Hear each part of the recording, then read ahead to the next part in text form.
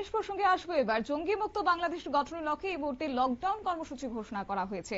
আওয়ামী লীগের পক্ষ থেকে আওয়ামী লীগ ঘোষিত এই লকডাউন কর্মসূচি সফল করতে এই মুহূর্তে বাংলাদেশের সাধারণ মানুষের কাছে আহ্বান জানিয়েছে ছাত্রলীগ নেতৃত্ব।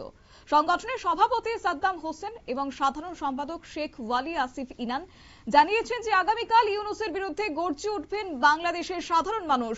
অন্যদিকে ছাত্রলীগের সাধারণ সম্পাদক শেখ ওয়ালি আসিফ ইনানের কাছে আগামীকালকে লকডাউন কর্মসূচি সম্পর্কে যখন জানতে চাওয়া হয় তখন তিনি বলেন, এই অবৈধ দখলদার ইউনূস পুরো বাংলাদেশকে একটা জঙ্গি সন্ত্রাসের অভয়ারণ্যে পরিণত করেছে।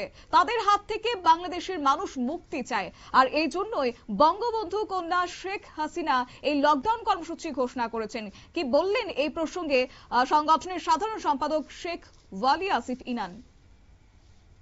আগামীকালকের লকডাউন কর্মসূচি আপনার দেশের জনগণকে সাথে নিয়ে, ঢাকা এবং ঢাকার আশেপাশের মানুষকে সাথে নিয়ে সর্বাত্মকভাবে সফল করুন। নিশ্চয়ই আমাদের বিজয় সুনিশ্চিত, সত্যের জয় হবেই। এই অবৈধ অসাংবিধানিক ফ্যাসিস্ট সরকার কিছুতেই বাংলার মানুষের ভাগ্যের নিয়ন্ত্রক হতে পারে না। বাংলার জনগণের ভাগ্য বাংলার জনগণ নিয়ন্ত্রণ করবে এবং বাংলার জনগণের সাথে বাংলাদেশ আওয়ামী লীগ বঙ্গবন্ধু কন্যা দেশরত্ন শেখ হাসিনা ছিল, আছে এবং থাকবে। জয় বাংলা, জয় বঙ্গবন্ধু। শুনলেন। এবার আসি সাদ্দাম হোসেনের প্রসঙ্গে, কারণ ছাত্রলীগের সভাপতি সাদ্দাম হোসেন বলেন এই আন্দোলনই শেষ নয়।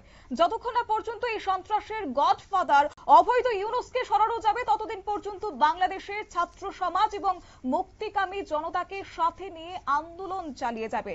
সাদ্দাম হোসেন আরো বলেন যে আওয়ামী লীগের সভাপতি এবং আমাদের সাংগঠনিক নেত্রী দেশরত্ন শেখ হাসিনার নেতৃত্বে বাংলাদেশ আজ ঐক্যবদ্ধ। শুনুন তবে সাদ্দাম হোসেনের বক্তব্য।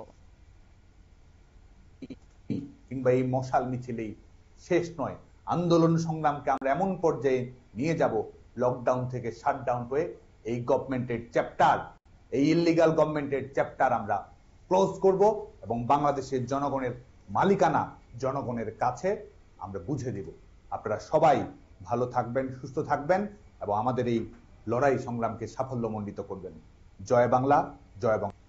অর্থাৎ লকডাউন কর্মসূচিকে সফল করতে এবার ঢাকামুখী আওয়ামী লীগ, তারই মধ্যে আগামীকালের এই লকডাউন কর্মসূচিকে ঘিরে নজর রয়েছে আন্তর্জাতিক মহলের।